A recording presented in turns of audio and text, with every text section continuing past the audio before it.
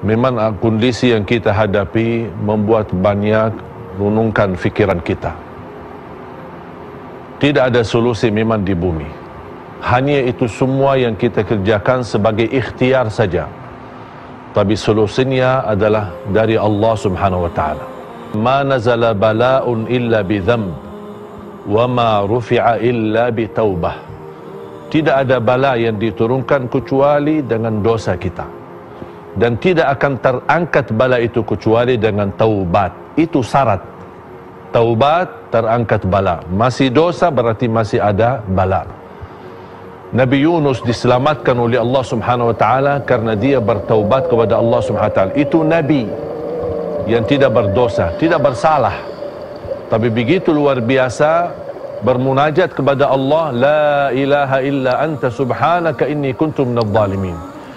فلولا أنه كان من المسبحين للبث في بطنه إلى يوم يبعثون. Kalau bukan Nabi Yunus bermunajat dan bertasbih kepada Allah Subhanahu wa taala, akan didiamkan dalam perutnya ikan ini sampai hari kiamat. Kita pun kalau tidak bertaubat dan kembali kepada Allah, dan kita mengaku diri kesalahannya, dan kita memohon ampun kepada Allah Subhanahu wa taala, bisa jadi kita akan didiamkan dalam bala ini, dalam wabah ini sekian lama yang kita tidak tahu kapan selesainya. Jamaah sekalian dimuliakan Allah Subhanahu wa taala, ketika saya mendengar berita wabah ini, sebenarnya kesempatan untuk kita kembali kepada Allah Subhanahu wa taala. Banyak waktu yang lalai, banyak waktu yang terbuang sia-sia. Ini kesempatan untuk memperbaiki hubungan kita sama Allah Subhanahu wa taala. Jangan menunggu datangnya Ramadan, belum tentu berubah keadaan dan kondisi. Bisa semakin parah dan mudah-mudahan bisa menjadi lebih baik. Tetapi jangan menunggu Ramadan agar kita bertaubat. Jangan menunggu Ramadan agar kita merubah menjadi lebih baik. Jangan menunggu Ramadan agar kita bisa berhubung dengan Al-Quran. Ini bulan Sya'ban, bulanul Qurra, Syahrul Qurra. Bulannya yang suka membaca Al-Quran sebanyak-banyaknya. Jamaah sekalian dimuliakan Allah Subhanahu wa taala. Menurut saya, kalau kita tidak sadar dan belum sedia bersadar ketika menghadapi wabah ini, kira-kira kapan kita sadar?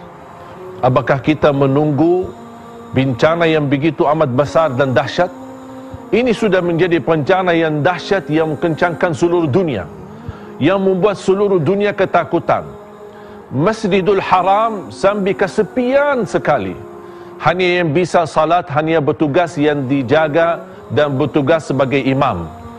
Jangankan umrah, jangankan ziarah ke makam Nabi Muhammad SAW, salat berjamaah pun tidak bisa. Salat Jumat pun tidak bisa. Begitu luar biasa. Kondisi ini membuat kita harus sadar dan ingat.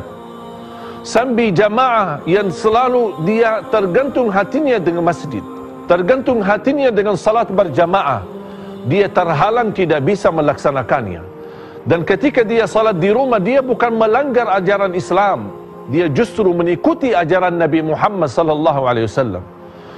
Ketika saya membaca sebuah hadis, ketika ada hujan besar yang mengganggu aktivitas kita, di dalam azan membolehkan muazzin hayya 'alas salah, hayya 'alal falah, menambahkan sallu fi buyutikum, ala sallu fi rihalikum.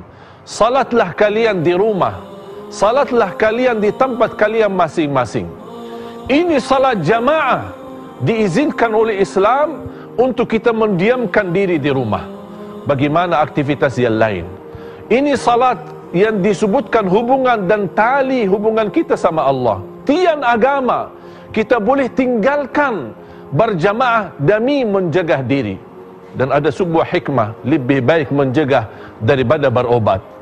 Jamaah sekalian, ketika saya membaca ala sallu fi buyutikum, ala sallu fi rihalikum, saya mendengar seorang muazzin di dekat rumah. Saya mendengar azannya, tapi saya tidak bisa ke masjid. Bukan untuk hanya takut dengan wabah, tapi saya mengikuti ajaran Nabi Muhammad sallallahu alaihi wasallam. Saya mendiamkan diri di rumah. Dan saya mendengar azan ketika dia mengkumandangkan as-salatu khairum minan naum, justru malah beliau nangis. Ini luar biasa, menjadi ujian yang begitu luar biasa kita hadapi. Kapan kita umat Islam sadar untuk kembali kepada Allah Subhanahu wa taala? Kalau ini wabah tidak menyadarkan kita agar kita bisa menjaga perintah Allah dan taat kepada Allah. Ini menurut saya wabah menjadi pelajaran buat politisi di negara ini.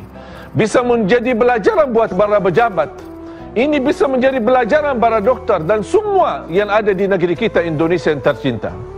Jamaah sekalian, saya menggerakkan dan semua di rumah masing-masing berbanyak doa Nabi Yunus. La ilaha illa ant, la ilaha illa ant,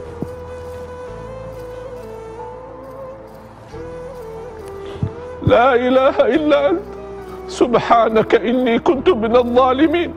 Mudah-mudahan dalam munajat kita, dalam doa Nabi Yunus, mudah-mudahan Allah memberikan solusi untuk kita semua. Amin ya rabbal alamin.